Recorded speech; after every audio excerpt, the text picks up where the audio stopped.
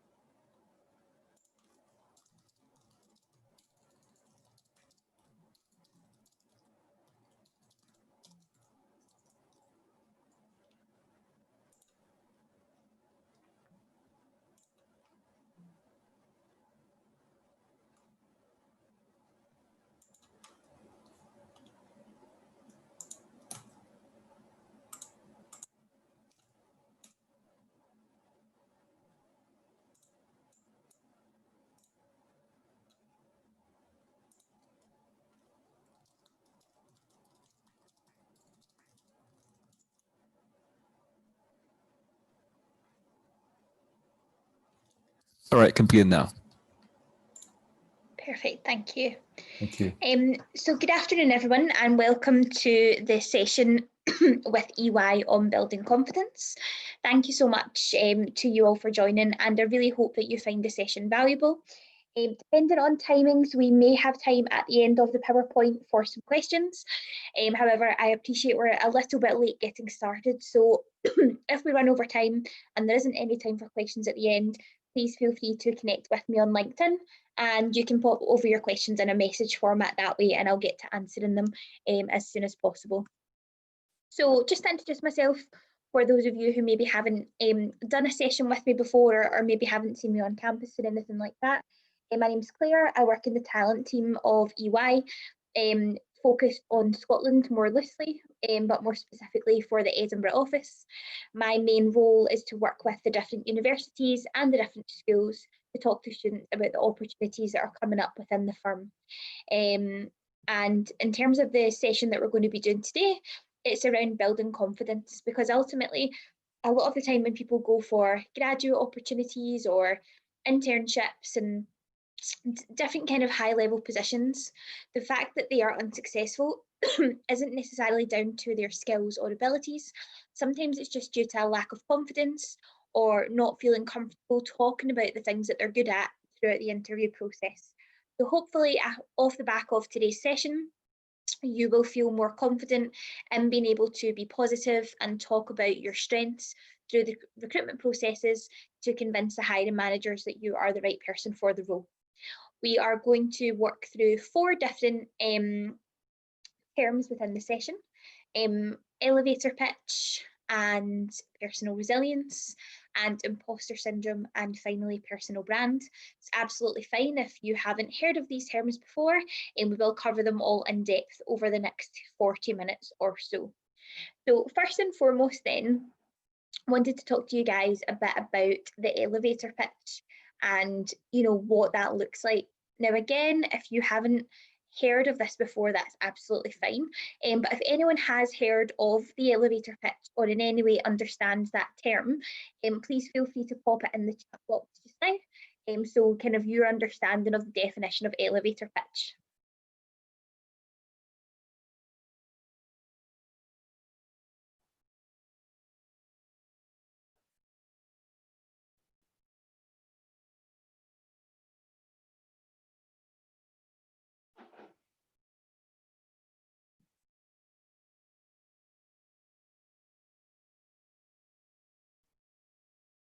There's been no messages in there as of yet, which is absolutely fine, because luckily enough, we're going to come on to talk about what an elevator pitch actually is.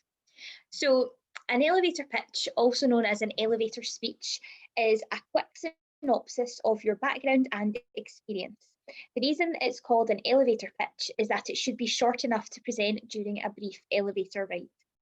So when we think about an elevator pitch, we think about a snapshot about you of information that you can give to companies in your search for your next opportunity. An elevator pitch is typically about 60 to 90 seconds, but no more than that.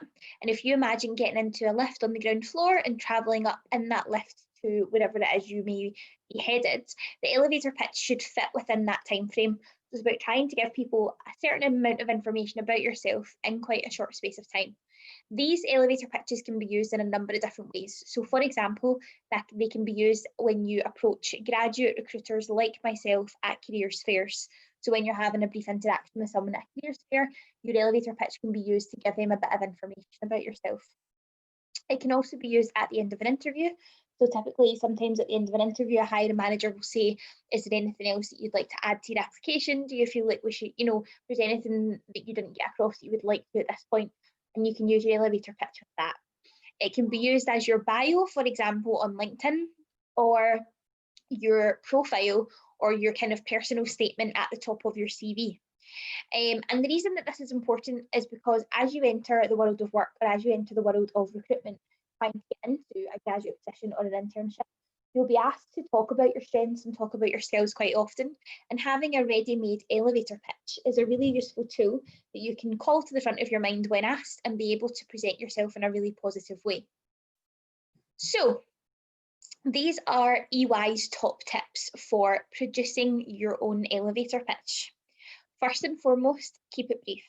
So like I said previously, no more than 60 to 90 seconds. It has to fit in the length of time that it would take you to travel up an elevator. Secondly, be persuasive, use persuasive language, and share your skills. So tell that person what it is that you're good at. Ensure to be positive in the way that you speak and flexible in terms of having an open mind. Mention your long-term goals. Know who your audience is, so you may slightly tailor your elevator pitch depending on who it is you're speaking to or what your goal is. So is it you're wanting an internship, a full-time position, a part-time job whilst you're studying at university, etc.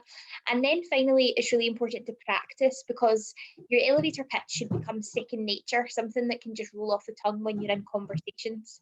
And that part's really important because you will call on it at certain stages through different recruitment processes as you enter the next stage in your career.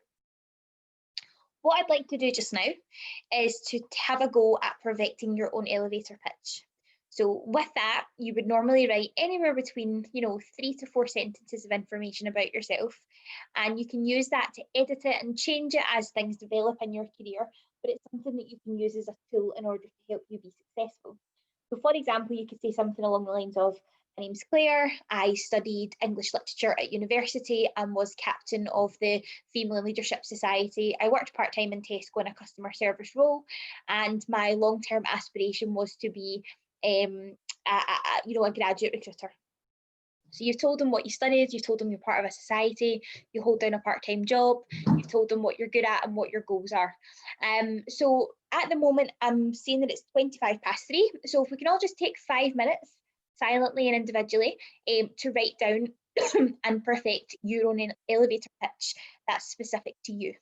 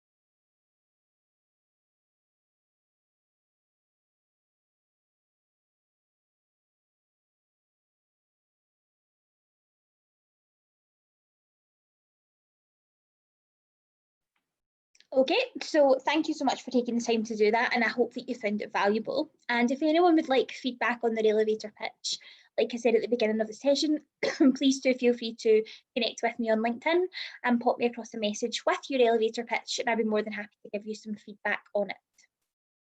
Now we're going to move on to talk a bit about personal resilience. Now, for me, personal resilience is all about an ability to bounce back when you fail, or an ability to overcome obstacles and face up challenges, or be positive in the face of adversity. And it's really important as you enter the world of work because things don't always go according to plan. There will always be times when you fail, there will always be times when you come across challenges. Resilience as a skill won't necessarily take these failures and these challenges away, but they will better equip you to deal with them in the future. So just a brief definition then, resilience won't make your problems go away, but resilience can give you the ability to see past them, find enjoyment in life, and most importantly, to handle stress better. If you aren't as resilient as you'd like to be, you can develop skills to become more resilient. And that's really important because a lot of people see resilience as an inherent quality, but it's actually a skill. So it is something that can be developed and improved in a person if you wish to do so. So, in terms of resilience, then, if we can all just have a think about a time when you've been working on a report for several weeks. So, it can be something in your part time role, it can be a piece of coursework for university. So, you've been working on it for a long time and you're really proud of it, and you can't wait to hear what your boss or your teacher or your tutor or your seminar leader thinks. However, the next day when she meets with you to discuss your work, she asks you to rewrite that report. So inevitably you would be disappointed, you would be frustrated, you would be disheartened. But resilience is about what you do next. So how you learn from your mistakes. Do you ask for feedback as to how to improve? Do you ask for help in terms of how to make it better for next time? So resilience won't take these types of situations away from you. They'll just better equip you to handle them in a more positive way. And it's absolutely fine to be disheartened or frustrated because these things happen and you'd worked hard, but you have to not take, constructive criticism personally, and you have to be able to move on and learn from situations. So it's not about trying to carry on regardless of how we feel and being superhuman. Instead, it's about understanding why we feel the way we do and developing strategies to help us deal with situations more effectively. Below, there's a URL, so mindtools.com, which is a quiz that will help you understand and assess how resilient you currently are. It also provides you advice and guidance that you can use to become more resilient.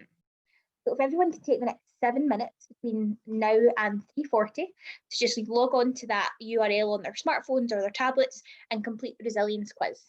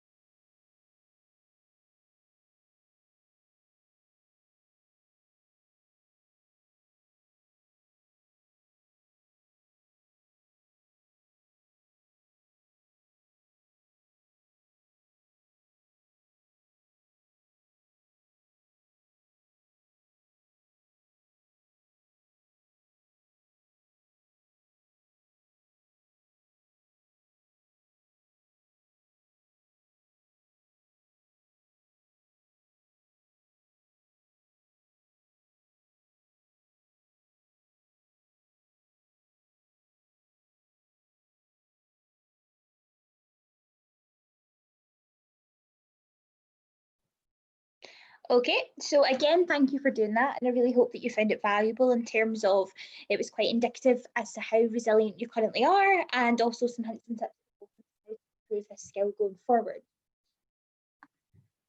These are, excuse me, EY's top tips with regards to how to developing personal resilience. First of all, to try and gain perspective from someone else. Thinking about emotional intelligence and having compassion and empathy for other people. Knowing your purpose, having values and strengths, so doing things towards a common purpose that you feel are beneficial.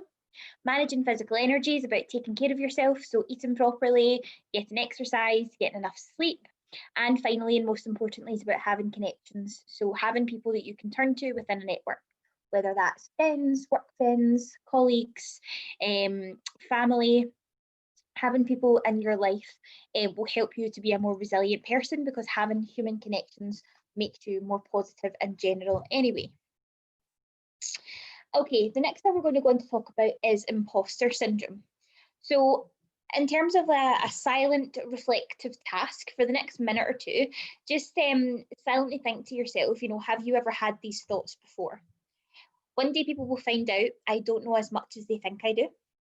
Why are they looking to me for advice? I don't know what I'm doing. I didn't earn this. I'm just lucky. I'm not good enough. I'm going to mess this all up.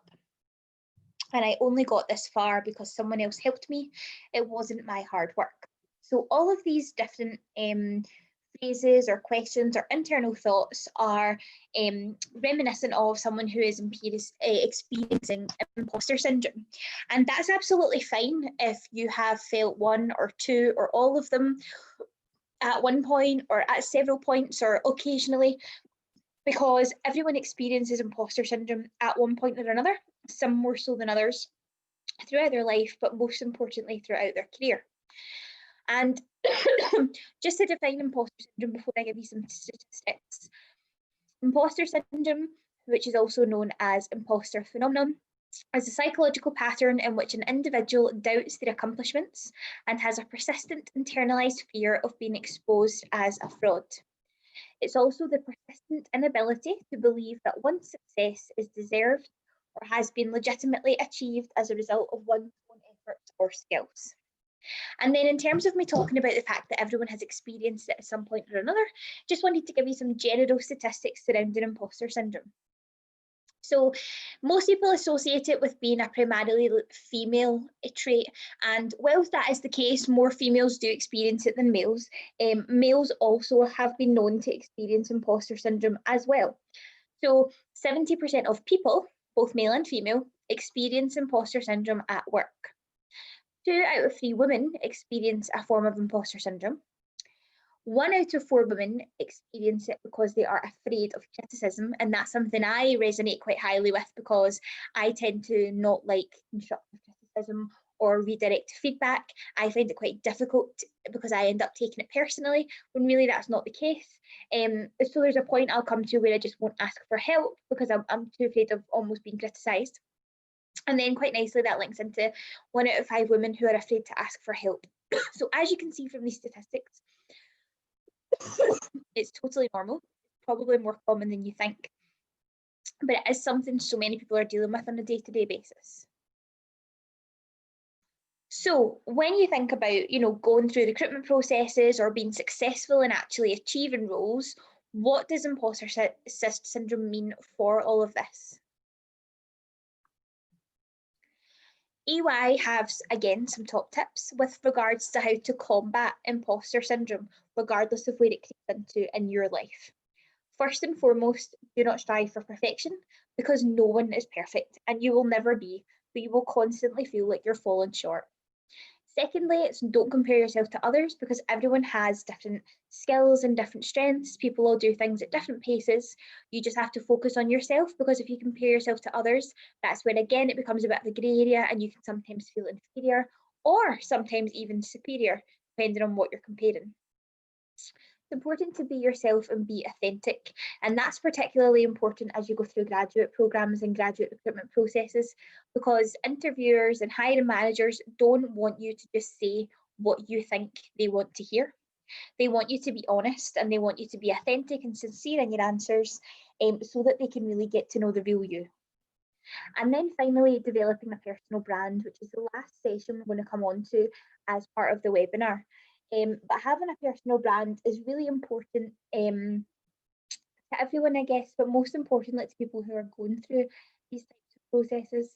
Again, similarly to kind of that idea of resilience, a personal brand is something that you can change, something that you can improve.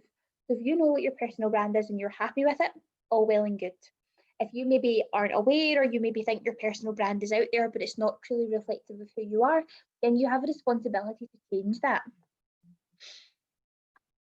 And it brings us quite nicely into personal brand and kind of thinking about what that means and what we can do to kind of further that.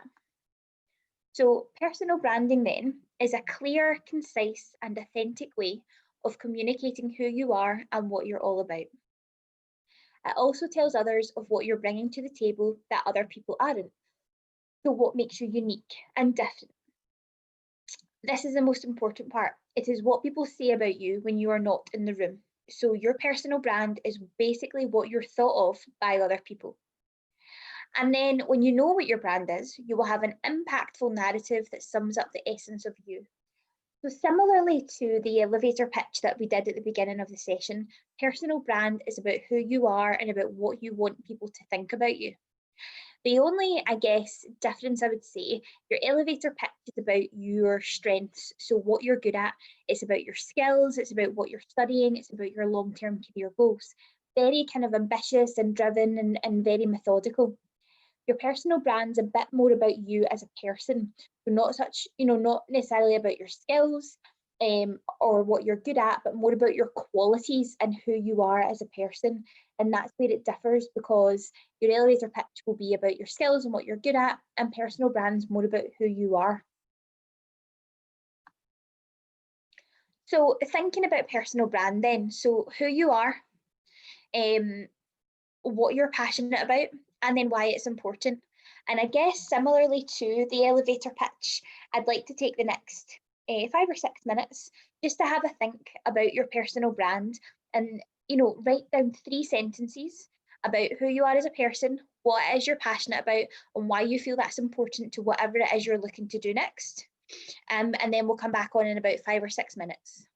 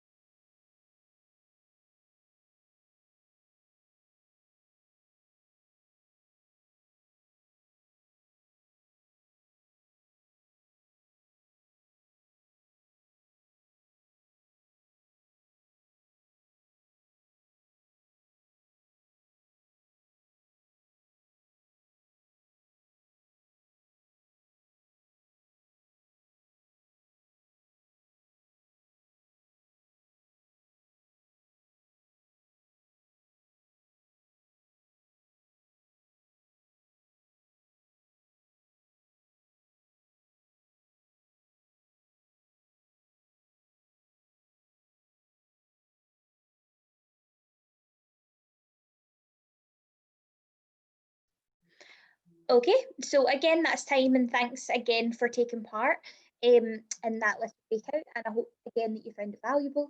And similarly to the elevator pitch from the beginning of the session, if anyone would like feedback on any of these, just connect with me on LinkedIn and pop me across a message, and I'll be sure to get back to you as soon as I can.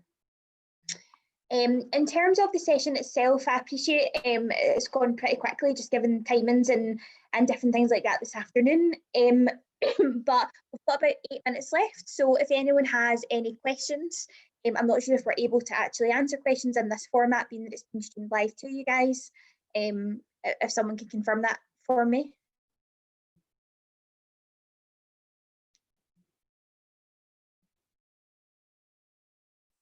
I'm not sure there is a facility for questions with the way that it's been streamed. But like I said previously, feel free to connect with me on LinkedIn, and I hope you've all enjoyed the session this afternoon, and thanks very much for joining.